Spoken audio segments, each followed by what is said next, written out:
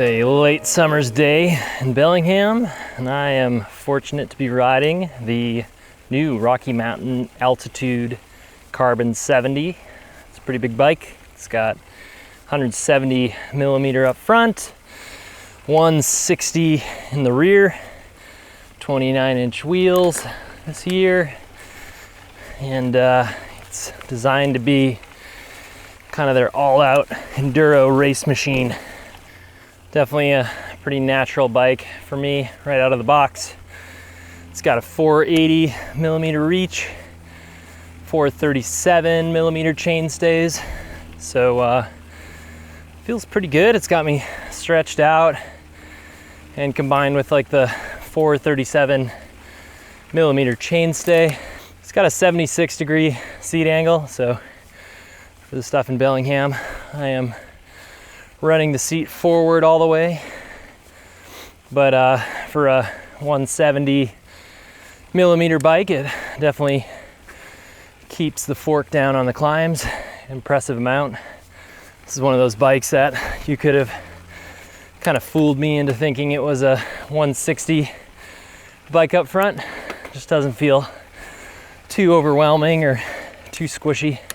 Climbing while seated is good.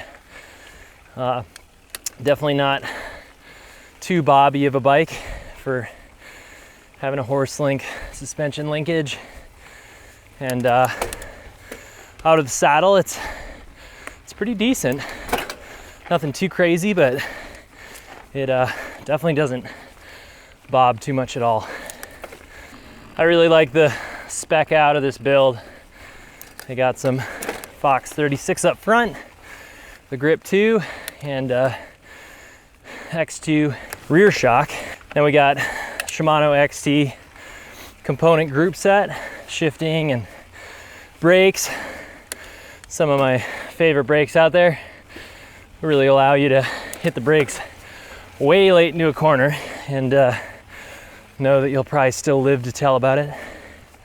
Some other cool details about this bike: it's got the Assegai tire up front, but they spec'd it in the max grip tread compound, so really fun to be riding that even in the super dry conditions I've had this bike out in. Just tons of grip. I also like how the new Fox fork has got the little bleed ports. I was jumping up and down elevation this weekend and definitely put that to use. Rocky Mountain have really gone what I would call off the deep end with bike adjustments, which is really cool. You've got this Ride 9 system in the back, which is a pretty elegant solution for 9 different positions of the rear shock mounting point. If you're feeling crazy, you can also adjust the rear axle position by over 10 millimeters, which would make a massive difference if you, as far as I'm concerned, wanted to make the bike as front to back stable as you could. All right, time for the good part finally, to point this big old Altitude down the hill.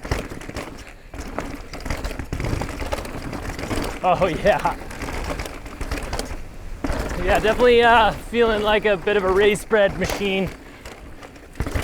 Man, you can really trust that Assegai with the max grip rubber. Woo! Yeah, it feels like definitely like a nice long stable bike, and I'm just in the short chainstay position. Ooh, slipping out. Dusty day. Already had a little foot dab moment. Yeah, it just feels like it's just the right size for kind of going hard, and kind of feels like an intense bike, like it just wants to get rowdy and push the limit of speed. One of the interesting things about these Fox 36 up front and the Fox rear shock is I'm running the damping literally wide open, just to kind of get the speeds that I am used to out of it. But it's good. It's just fast enough. It's a nice kind of ground hugging rebound feel. Yeah, this bike definitely can track the landscape, and I don't know, something about that size of that top tube just feels really good for manipulating the bike and kind of picking it up last second. Whew, that corner back there just keeps getting worse. Guess we need some rain soon. Yoo-hoo. Woo! Yeah, dang. Big old slip out.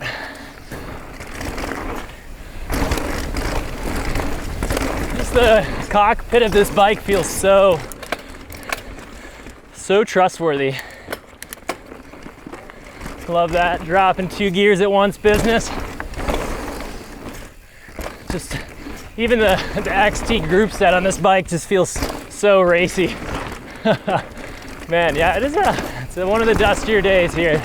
Checking out at least this summer. Look at that, this bike's got me just wheelie pedaling out of the corners, making me feel like I'm on a EWS stage.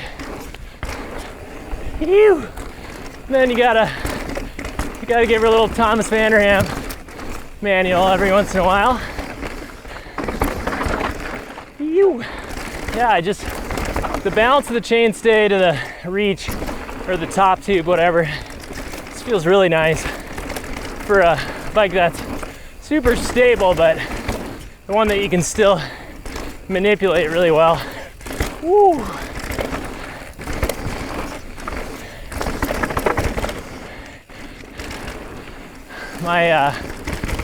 Some of my favorite brakes are these Shimano new 4-piston brakes. You can just really play chicken with yourself going into corners. You can just shut it down so late, and they take so little force to generate braking that you also kind of save your grip strength.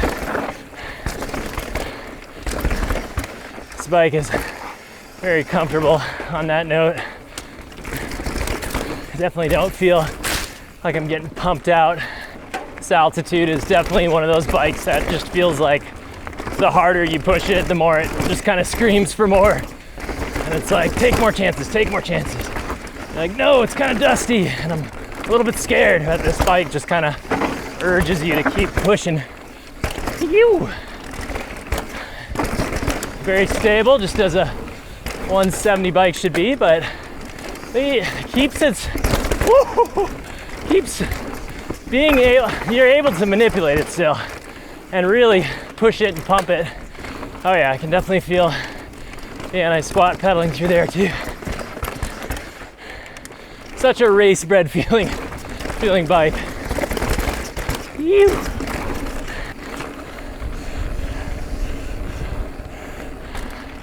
Might as well keep her going because my wrists certainly aren't that sore yet.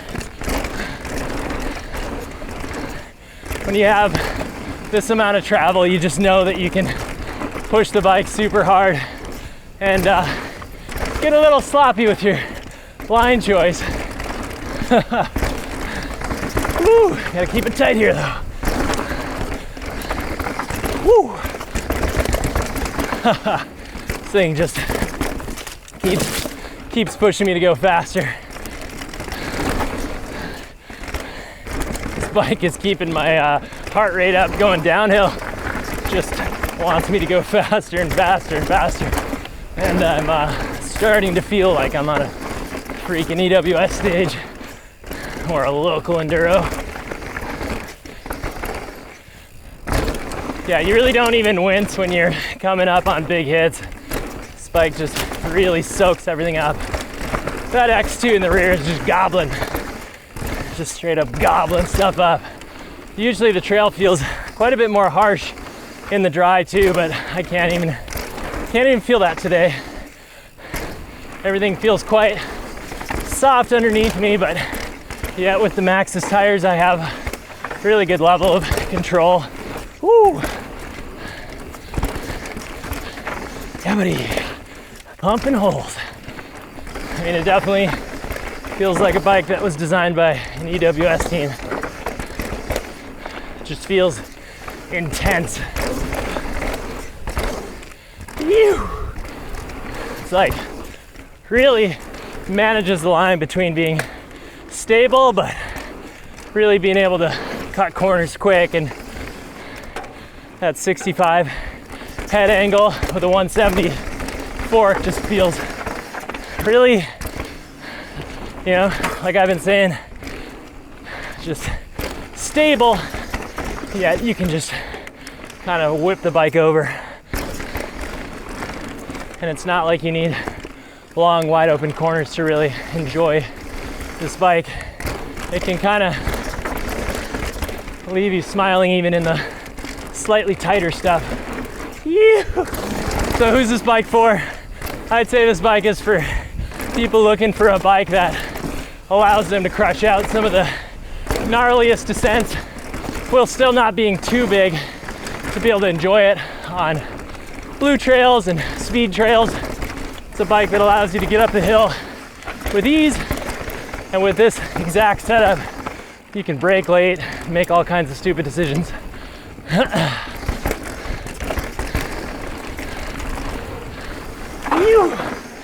So if you like this review, consider subscribing to our YouTube channel, and for the full write-up, head on over to freehubmag.com. Woo! My ears are popping. I'm just going so hard out here.